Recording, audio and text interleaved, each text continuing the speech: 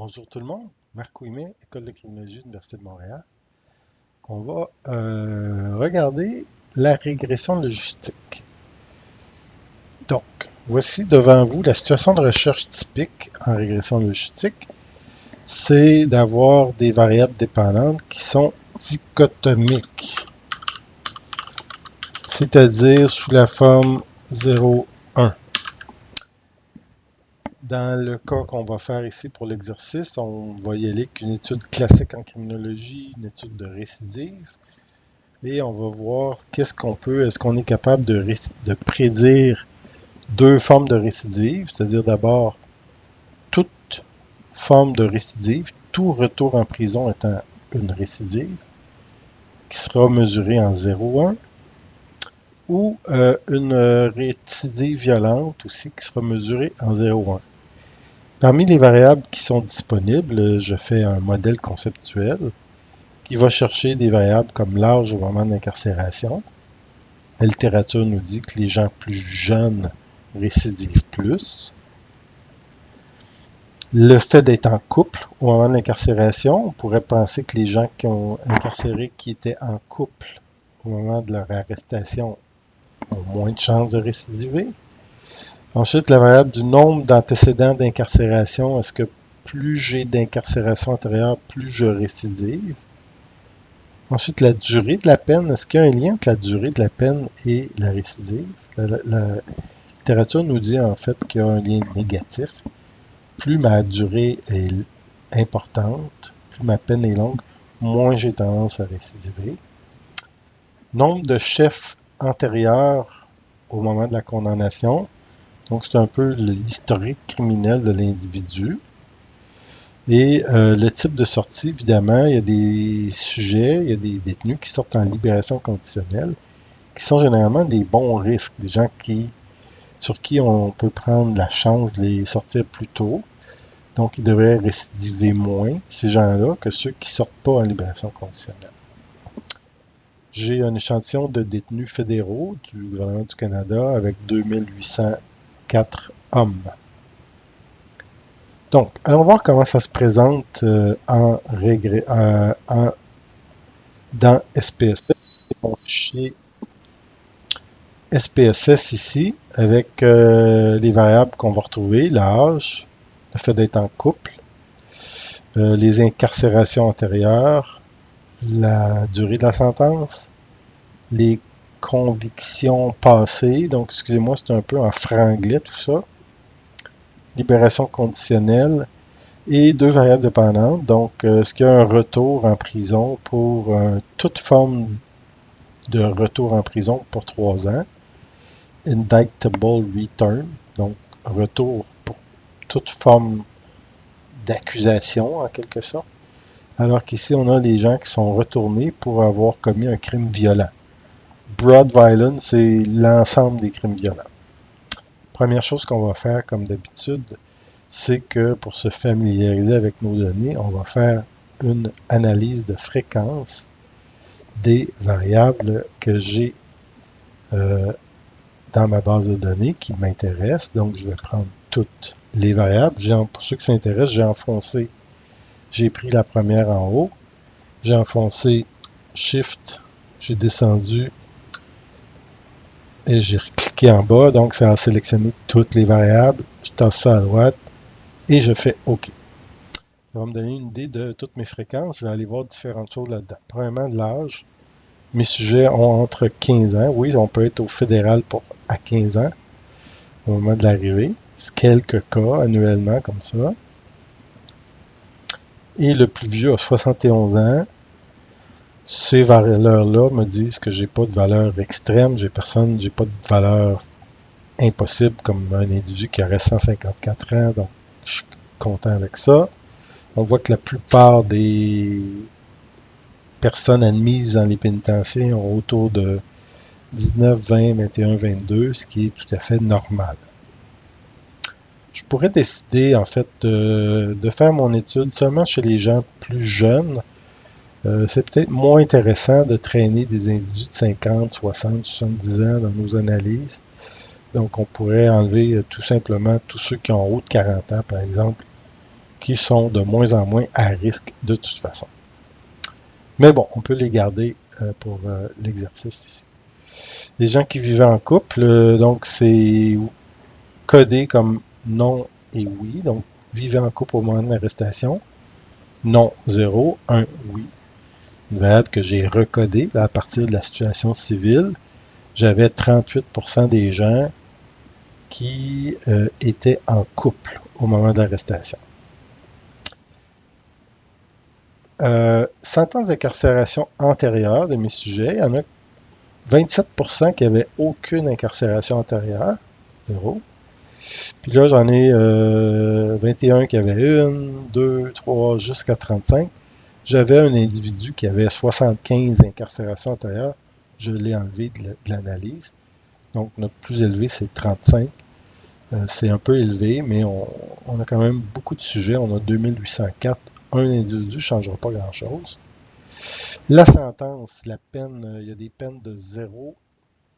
Ça peut paraître bizarre, mais oui, on peut retourner en prison avec une peine de 0. Souvent, c'est des retours en prison. Donc, on retourne en prison, on n'a pas de nouvelle sentence, on fait retourner, en tout cas, faudrait aller voir là, exactement de quoi il s'agit, mais on ne va pas se casser la tête pour le moment. On a des gens qui ont 1 an de prison. Oui, dans le système fédéral, c'est possible, notamment les femmes. Quoique il y a des hommes aussi. Il y a toutes sortes de cas dans les prisons, mais la majorité ont 2 ans de prison et plus. 450 ici qui ont 2 ans juste, qui se ramassent au fédéral. 2 ans, 3 ans de prison, 4 ans de prison, 5 ans de prison, 10 ans, jusqu'à 29 ans de prison. Donc, 50 personnes ici. Donc, c'est probablement des gens qui ont eu prison à vie, puis ont été codés à 30 ans de prison dans cette base de données-là. Donc, de condamnation antérieure, donc 0 jusqu'à 84. Libération conditionnelle, 49% sont sortis en libération conditionnelle. Au niveau de mes variables dépendantes, donc j'ai 47% des gens qui sont retournés en prison en dedans de 3 ans, toutes raisons confondues, tout crime confondu. Et j'ai 18% qui sont retournés en prison pour un crime violent. Donc on va voir, est-ce qu'on est capable de prédire ces occurrences-là. Je vais donc faire mon analyse de régression logistique. Donc, vous allez dans Analyse, régression logistique binaire. Ma variable dépendante, c'est ma 0,1 de variable dépendante. Et là, je mets toutes mes variables comme variables indépendantes. Je n'ai rien d'autre à cliquer pour le moment. Pour un modèle de base, on laisse ça comme tel. La méthode, on ne change pas. Le reste, on n'a rien besoin de toucher. On fait OK et ça va nous donner nos résultats. SPSS nous dit tout d'abord qu'il a fait son analyse chez 2697 sujets. Il y en a 104 qui ont été exclus parce qu'il y avait une valeur manquante sur une ou l'autre des variables. La variable dépendante, elle est codée 0,1, ça va. Bloc 0 début, on ne s'occupe pas de ça. On va au bloc 1. Comme on le sait, il y a 2 étapes à l'analyse. Il y a d'abord diagnostiquer le modèle de manière globale. Et pour ça, on va aller voir dans ce qu'on va appeler le modèle, mon qui carré du modèle, qui est à 691. Est-ce que ce modèle-là est significatif? Donc, la signification de mon analyse, elle est là. 0.000. C'est un modèle significatif. C'est fréquent que les modèles soient significatifs en multivarié. Ce qui est le plus important, c'est ce qu'on va regarder et présenter dans nos résultats généralement, c'est le R2 de Nagle-Carty, donc le pseudo R-square, le pourcentage de variance expliqué, qui est à 0.30. Ce qui va dire que mes variables prédisent 30% de la récidive, expliquent 30% de la récidive. Ce qui est bon, À 30%, on le sait que c'est déjà, ça veut dire que j'ai un modèle qui fonctionne bien, qui me permet d'assez bien prédire qui va récidiver ou pas. Et j'ai un taux de succès de mes prédictions ici. C'est le troisième élément qu'on va regarder. Mon pourcentage global de bonne classification qui est à 71%, qui est aussi relativement bon. Maintenant, ça me permet d'aller voir mes variables dans l'équation. Et on voit ici que qu'est-ce qui est significatif? L'âge est significatif. Le fait de vivre en couple n'est pas significatif, 0.33. Les incarcérations antérieures ne sont pas significatives. Étonnant. La sentence n'est pas significative, 0.09, c'est pas significatif. Condamnation antérieure est significatif et type de sortie est significatif. Mais je suis en train de me poser une question. Certains d'entre vous l'ont peut-être vu déjà, que un des critères quand on fait une analyse multivariée, c'est qu'on n'ait pas deux variables qui mesurent la même chose. Et là, je suis en train de me rendre compte que les incarcérations antérieures, donc le nombre d'incarcérations antérieures, puis le nombre de condamnations, le nombre de chefs d'accusation, c'est quand même relié. Quelqu'un qui a beaucoup de condamnations antérieures risque d'avoir beaucoup d'incarcérations antérieures.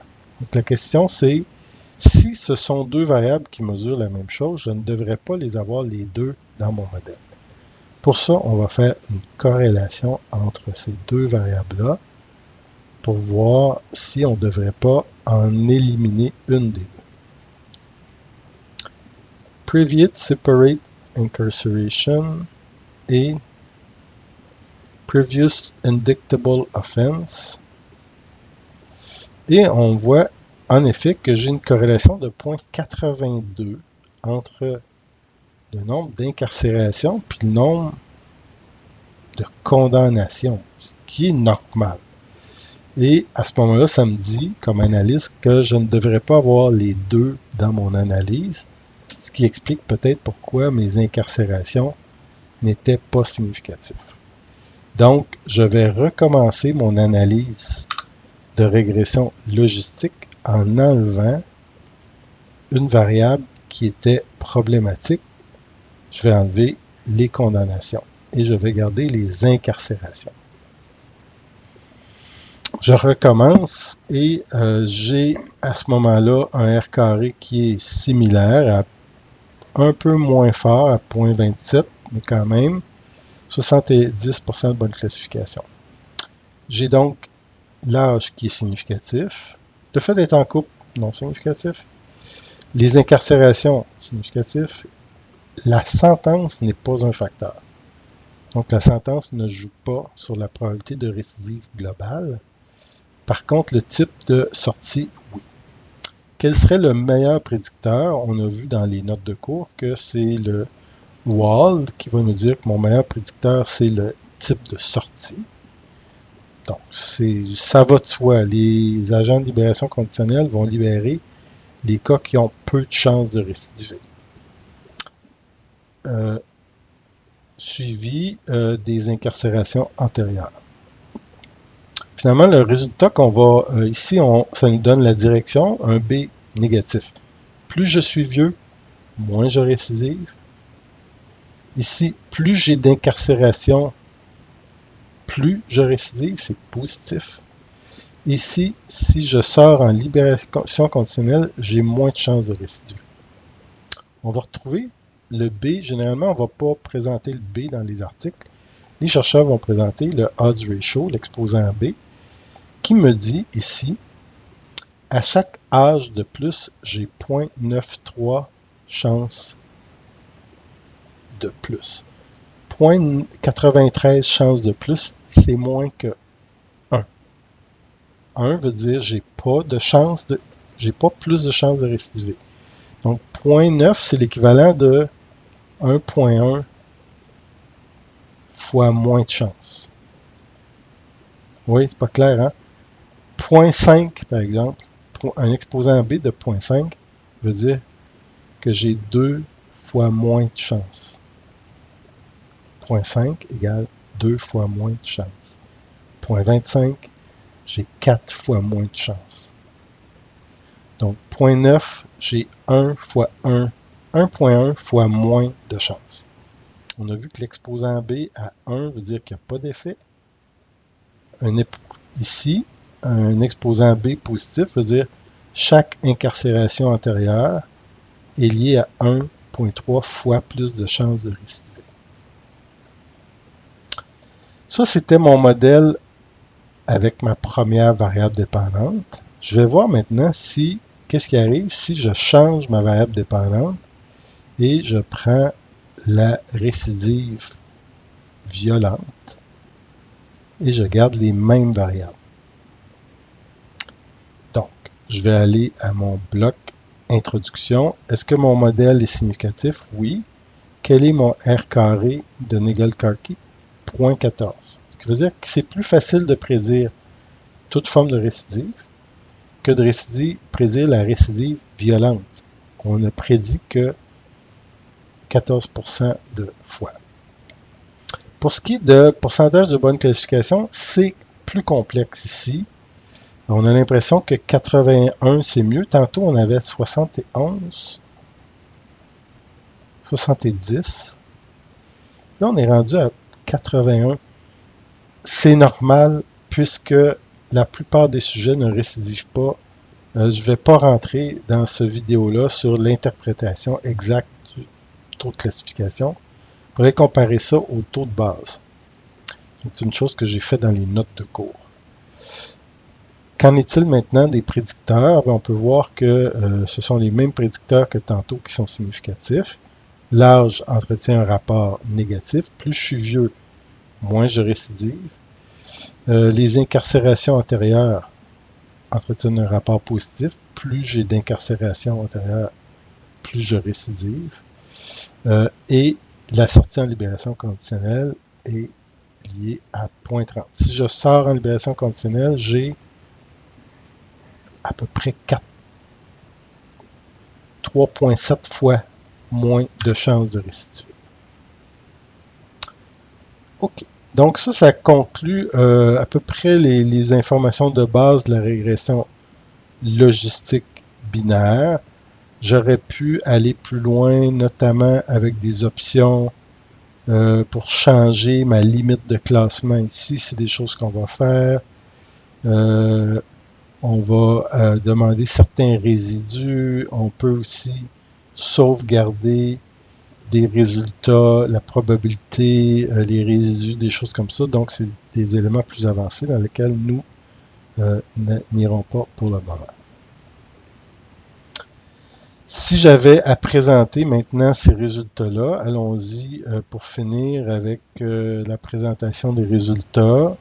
Personnellement, j'irais dans un Word et j'insérerais ici un tableau avec, je ne sais pas pour le moment exactement combien de lignes et colonnes.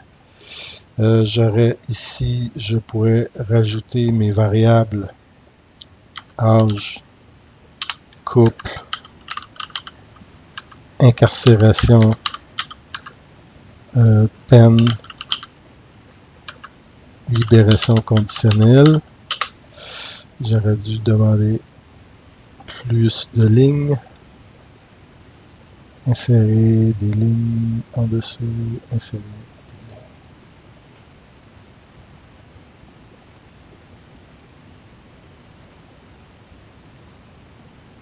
Oups.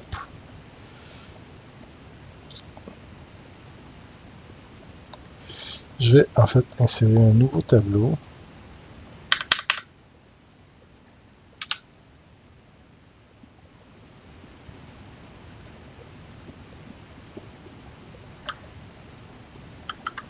Excusez-moi.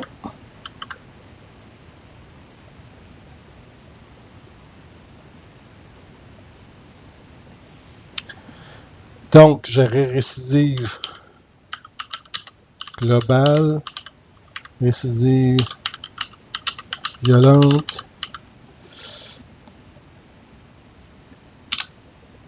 ici je mettrais mon R carré, sig et mon pourcentage de bonne classification.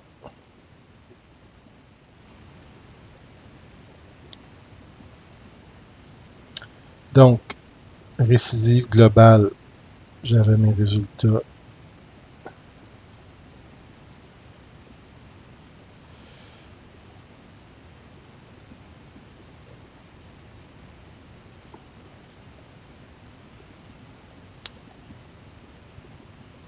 On avait 26.9, 70.2. 26.9% et 70.2% de bonne classification. Signification 0.0000, sig. Et on va aller mettre nos prédicteurs ici. Donc, on a les prédicteurs suivants.